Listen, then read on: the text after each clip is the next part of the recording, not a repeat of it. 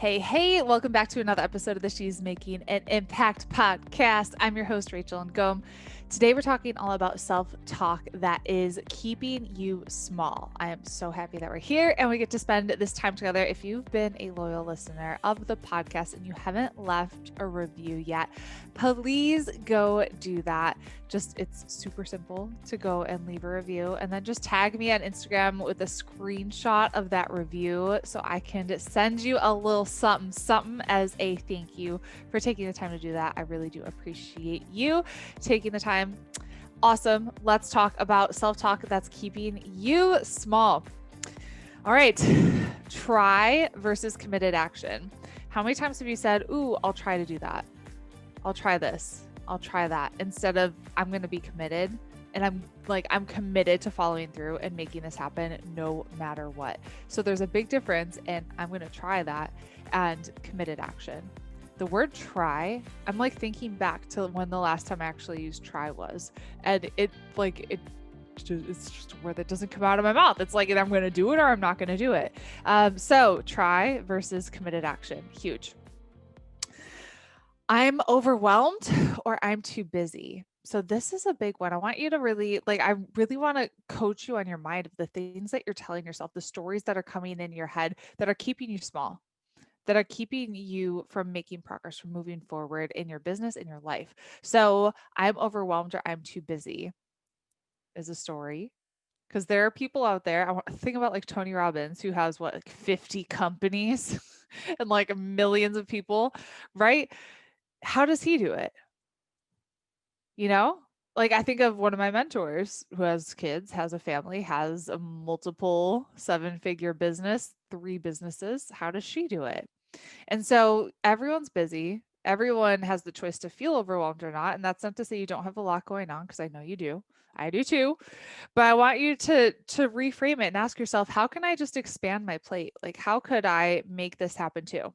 Or is there something I need to get rid of? And how can I ask for support? Because you don't have to do it alone. So I'm here hiding in the closet, batching 3 podcast episodes. And I'm like, I could have the baby in here. And after the first episode, she's going to lose it. It's around nap time. I'm going to ask for support. That way I can be here and be present. And so how can you expand your plate? How can you ask for support? This is a big one. A big one is I can't afford it. And I want you to think back to all the times you said I can't afford it.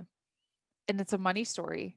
And I want you to think back to if you have kids, your kids, you tell them we can't afford that because you're setting them up to have limitations around money when you have that story. And so instead of saying we can't afford it, I can't afford it, ask yourself, how can I afford it? How can I afford it? And immediately when you go to how, your brain is going to start coming up with all the different possibilities. And you think, well, I could sell this. I could bring on this client. I could do it's just going to come up with all these different reasons. And so ask yourself, how can I afford it? And then just brain dump all the different things that you could do to make it happen. It costs too much versus the investment is. And so if you're investing into your business, you can't think of it as this is costing me this, because I really want you to think about it's an investment and what's the ROI of you actually making that investment into yourself.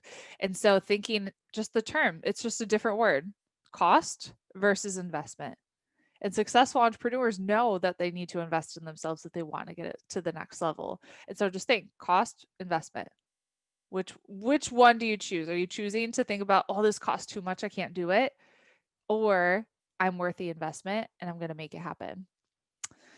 Later versus now and having urgency. How often have you said, I'm going to do it later?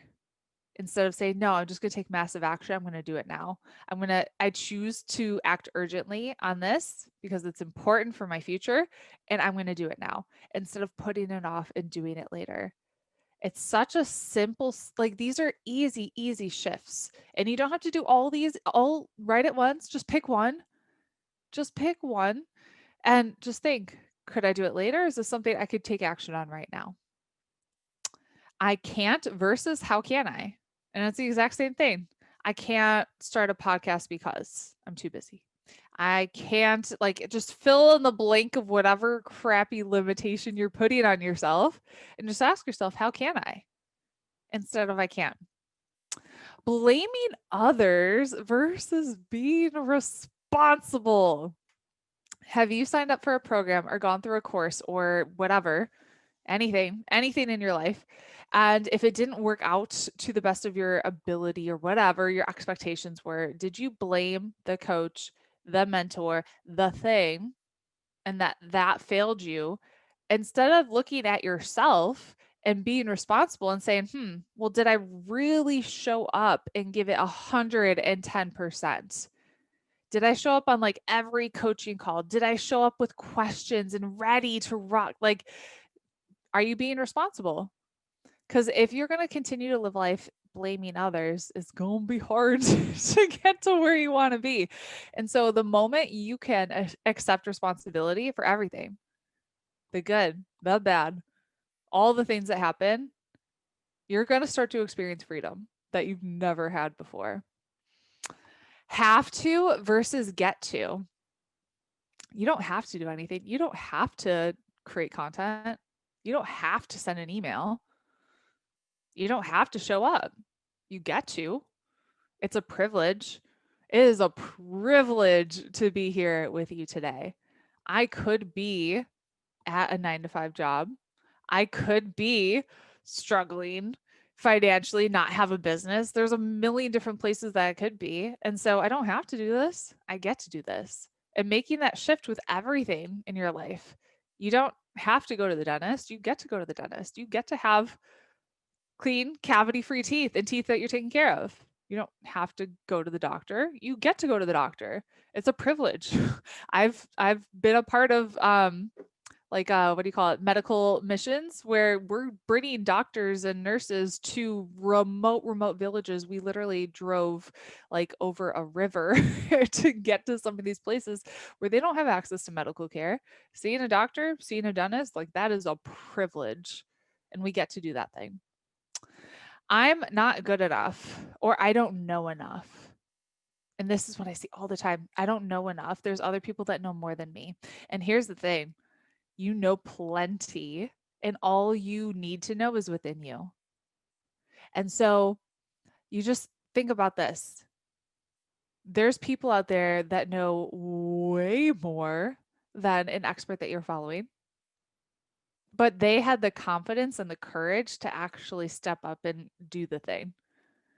And so you don't need to be the best in the world. You just need to know more than your ideal client. And all you need is within you. I don't feel like it. If I only did stuff when I felt like it, I would never do anything. I would never exercise. I would never be here.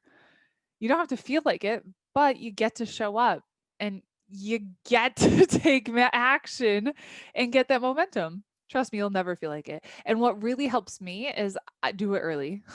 I do the thing early. I eat that frog. It's a book by Brian Tracy. I just coached our Activate students on this. Eat the frog. Don't wait until later in the day to do the hard thing. Like, do it first, get her done, get it over with, and eat that frog. So I hope this just helped you just create some mindset shifts that you get to have.